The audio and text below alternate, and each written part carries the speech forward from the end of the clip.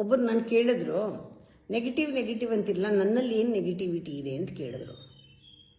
ನಾನು ಹೇಳಿದೆ, ನೆಗೆಟಿವಿಟಿ ಅಂದರೆ ಆ ಥರದ್ದಲ್ಲ ನೋಡಿ, ನೀವು ಪ್ರಾಬ್ಲಮ್ ಇದೆ, ನಿಮ್ಗೆ ಎಷ್ಟೊಂದು ಪ್ರಾಬ್ಲಮ್ ಹೇಳ್ತಾ ಕೂತಿದ್ದೀರಾ. ಪ್ರಾಬ್ಲಮ್ಗೆ ಸಿಕ್ಕಾಕೊಂಡಿರೋದೇ ನೆಗೆಟಿವಿಟಿ.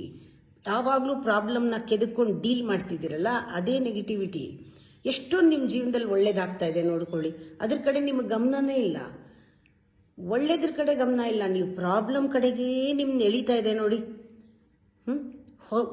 ಒಳ್ಳೇದ್ರ ಕಡೆ ಫೋಕಸ್ ಆಗ್ತಾ ಇಲ್ಲ. ಯಾವಾಗಲೂ ತಲೆ ಪ್ರಾಬ್ಲಮ್ ಕಡೆನೇ ಇರುತ್ತೆ. ಅದನ್ನೆಲ್ಲ ಕನ್ಸ್ಯೂಮ್ ಮಾಡಬೇಡಿ. ಯಾವಾಗಲೂ ಆ ನೆಗೆಟಿವಿಟಿನ ಕನ್ಸ್ಯೂಮ್ ಮಾಡ್ಕೊಂಡ್ಬಿಟ್ರೆ ನೀವು ಪಾಸಿಟಿವ್ ಆಗಿರೋಕ್ಕಾಗೋದೇ ಇಲ್ಲ.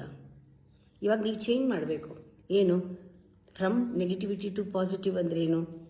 ಇವಾಗ ಪ್ರಾಬ್ಲಮ್ನ ಡೀಲ್ ಮಾಡಬೇಡಿ, ಒಳ್ಳೇದೇನಿದೆ ಅದ್ರ ಜೊತೆ ಇರಿ ಅಂತ. ಅದೇ ಚೇಂಜ್ ಆಗಬೇಕಾಗಿರೋದು.